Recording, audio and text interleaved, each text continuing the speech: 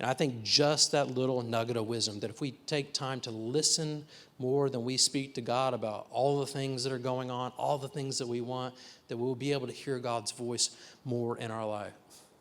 Because God's always speaking. But are we listening? That's the question. I've talked to a number of Christians over the years that subscribe to the thought and the idea that, you've got to somehow work really hard to get God to speak to you. Or it's just got to be just right for God to speak. And I'm really praying about this, and, God's just not speaking. And to be honest with you, I don't believe that at all. I believe that for us, God is always speaking to us. The question is are we listening or not?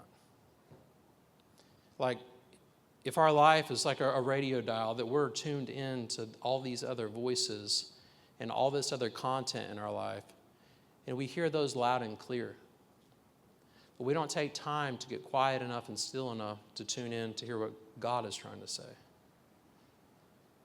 He is a perfect father, and no perfect father would say, you know what?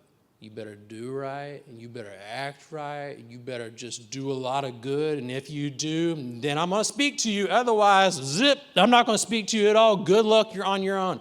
That is not the God that we serve, right? No, He is the God that is awaiting us to give us wisdom and direction and guidance and provision. He wants to bless us, and He has a plan for us, and He wants to do all these things. And so the question is not, is God speaking? The question is, are we listening? See, God was speaking to Samuel a couple times. He just did not know that was God's voice.